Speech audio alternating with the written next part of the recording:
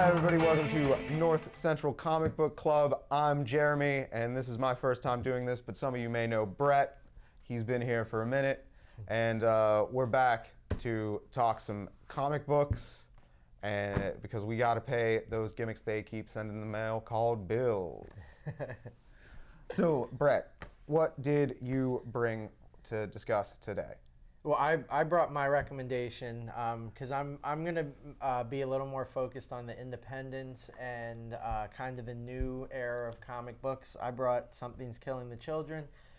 We've talked about this on previous episodes, but this is a good book, and I recommended it for Jeremy, so that's what we're going to talk about. Mm-hmm. And I brought Tom Taylor's and Derek Robertson's most recent Hellblazer miniseries, Rise and Fall, from DC Comics. I kind of picked this up at a whim on Free Comic Book Day, just because I'm a big Derek Robertson fan from his work with Garth Ennis. And I recommended Brett read it because I dug it a lot. I'm more into like old school superhero stuff, like Jack Kirby's probably my favorite creator, which I don't think is uncommon. He is the king. But yeah. And what I found actually kind of interesting about both of these books, and this was not planned, but it was a de facto Pride Month. Yep. Yeah. Both having prominent queer characters in them. Obviously, John Constantine is bisexual, and the main character of Something is Killing the Children, James, or at the very least in this first volume. Well, I guess he's like the viewpoint character. I don't know if he's the main character. You could make an argument. But he is a queer child coming into his own, and I thought I thought a lot of the tender moments in this were really great. That's what I actually really liked about this book. I thought James Tynion really nailed the quiet moments. Yeah, I do, because I think that just was what kind of made the book so special. I think Erica and his relationship, as you see right from the beginning, that he needs somebody strong in his life. She is that, and I feel like, yeah, they captured the characters together, the quiet moments, like you said it, very well in this book. I really, really enjoyed the characters and watching them develop in this. Yeah, and something that I also found really interesting narratively about James specifically is that, I mean, obviously he's named James. The book is written by James Tynion IV. He's clearly a self-insert character, which James Tynion has talked about in interviews that I've read about the book, and dealing with the awkwardness of growing up in that age and dealing with finding out that there are horrors in the world that you cannot exactly explain when you're 14 is kind of the big emotional push of this book. Mm-hmm. Also, I want to mention maybe my favorite character in this book is the aggrieved principal. Mm-hmm. I really love the scene in, is that issue 2 or something? Yeah, I think it is. Yeah. where like he brings James into his office and they just have like a conversation about how stressed they are. Mm-hmm. It's really fantastic. Yeah, I mean the dialogue in this book, the artwork, I think it just really connects or hits all the way around. I personally I think Erica Slaughter is my favorite character in this. I don't know how, did you finish the series? I did. Okay. I finished the 15 yeah. issues in that. Yeah, it's, we'll talk about it later, but this series has just come back out and it's starting to circle around her life and her involvement with everything. But this is a really wonderful series, and yeah, I couldn't agree more. I think some of the characters, the side ones, and the little people you get to see, and the little interactions with everybody, it's just so well done, and the dialogue's very believable in it too. Yep. Speaking of side characters, the sheriff. The sheriff and his brother, the coroner, also have some really good exchanges. Some backpack beers are shared. Mm-hmm. Good stuff. Yeah. But yeah, also speaking of this book, I think the coloring by Miguel Moreto is fantastic. Mm. It reminds me a lot of like a Lee Loffridge, and I can't say enough nice things about how the colors in this book look. Yeah, this actually I just actually turned to it, but I feel like this was a very cool thing that they did with the artwork in the book with the light and the dark pages. Yeah. Kind of keeping you on point of when things are going to start getting a little scary for you as a reader and the more intense moments. But it is, and I feel like it goes with what you're saying. It adds to the soft moments when the pages are lighter and not as dark. Yeah, I also really think it's interesting the way that Werther Delazra like spreads the art out across both pages. His panel layouts are very expansive, and it gives it this this very big widescreen cinematic kind of feel to it that is unique in comics.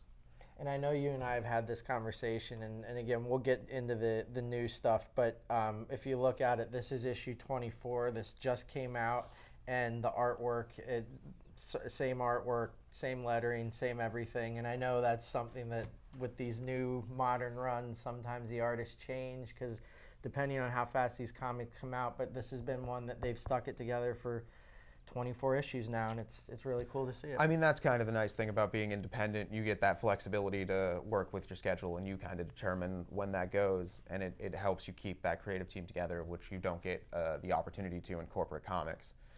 But I guess that's all we have to say about Something is Killing the Children for now. Other than go read it. Yeah, other than go read it, which I actually can't wait to continue on reading it. But let's start with my recommendation, Hellblazer. Brett, what did you think? I loved it. The artwork, I know we did talk about the big floppy pages and the presentation I really liked.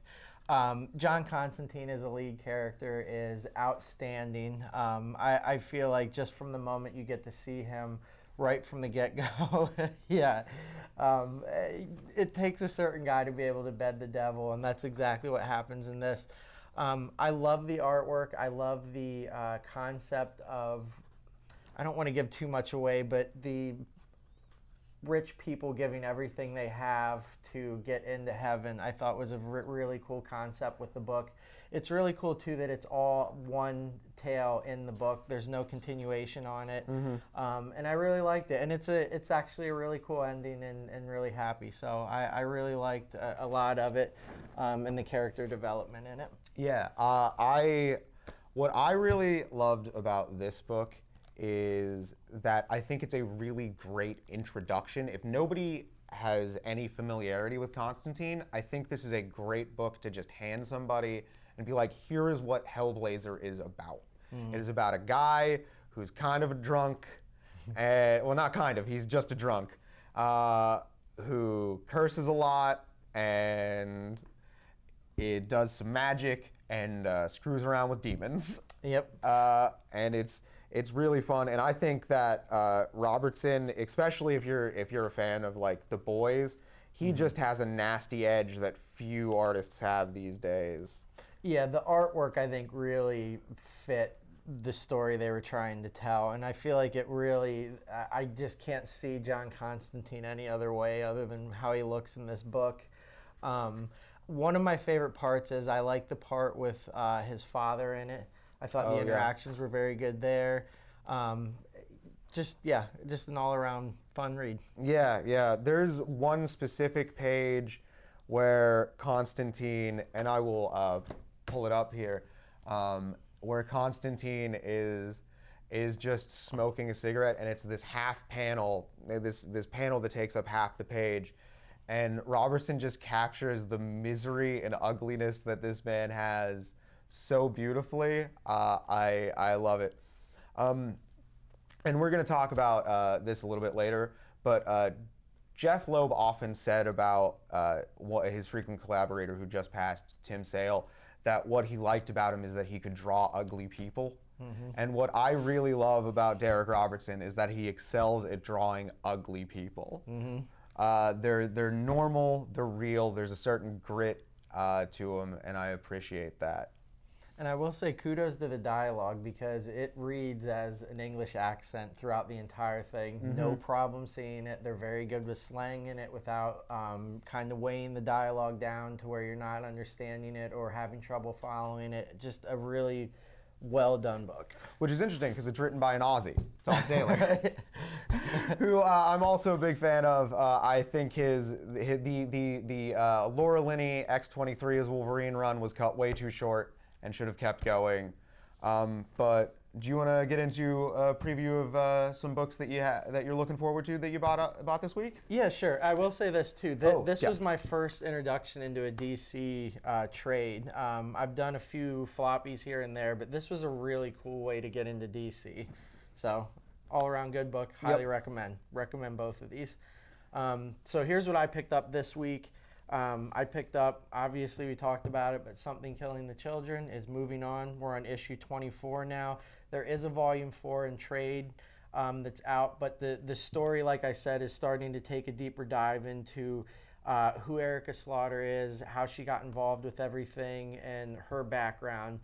Volume 4 actually covers her entire childhood, so if you want to take a deeper dive into this story, it's still going strong and probably one of my favorite comic series out right now. This next one is Nottingham. It's a dark tale on Robin Hood. A trade for the first 5 is out. Haven't got to this issue yet, but I'm really enjoying this. I love dark spins on fairy tale stories and stuff, so this is a really cool one. Last but not least, Gunslinger Spawn. We all know who Spawn is. They've recently branched out to include King Spawn, Scorched, and Gunslinger Spawn, and they're all tied into the main Spawn story. So if you can get caught up and get through 330 some issues and then get some of these going, you're right back at it. Yeah. Do you want to talk about that Amazing Oh, Spider-Man? well, this is just, I guess this is just a trade. I'm trying to finish my Nick Spencer run now with Spider-Man. I gotta say, we've talked about it a little bit. The series kind of hit a lull for me.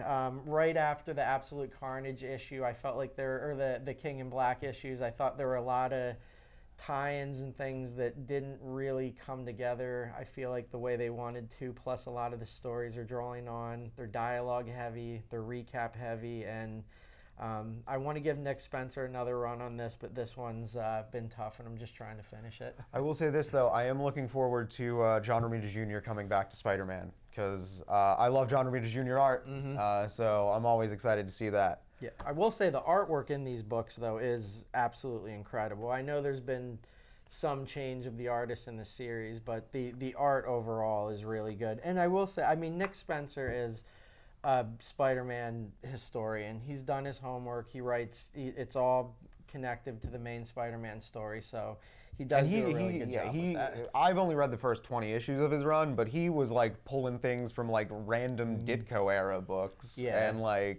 and that was really fun to see if you're a dork. No, I do. I think the Donny Cates Venom run and then this was Spider-Man, when they first restarted those runs, I thought the early portions of those runs with Donny Cates and Nick Spencer were really good. So do you want to transition into talking about a slightly sadder subject? Oh, yeah. Yep. So, as some of you may know, Tim Sale passed away this week. He was, again, as I mentioned earlier, he worked frequently with Jeff Loeb. They did the Marvel color line. Obviously, they did Batman Long Halloween, and my personal favorite that they worked on, Superman for All Seasons.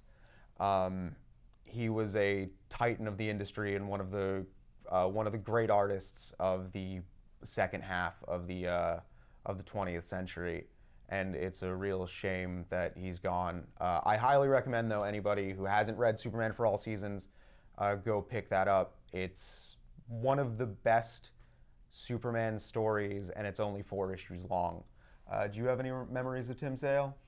Unfortunately, I just some of the early Marvel stuff that he did, but no, I mean, I like I said, I'm more into the independents and the new stuff now. But it's always sad to hear any passing in this industry, because people work hard in these comics and they leave a legacy that will always be remembered. So, yeah. All right, then that's gonna wrap it up for this month, and that's what we're looking to do these once a month.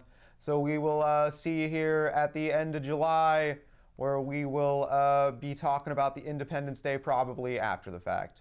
You have a good one. Bye. Do you want to do the recommendation one? If you have any recommendations, reach us by email. Oh, yeah. Okay. Also, if you have any recommendations, you can reach us by email. I'm Jeremy S. at NorthcentralPA, and he is Brett C. at NorthcentralPA. All right. Bye.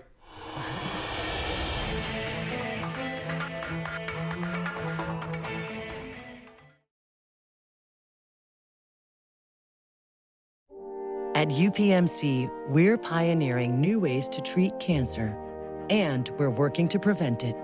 We're advancing new technology to look more closely at disease and helping you breathe easier. We perform the world's first heart-liver transplant, and we're experts at keeping your heart beating strong. We're a global team of more than 90,000, advancing care everywhere and delivering it closer to you. UPMC, life-changing medicine.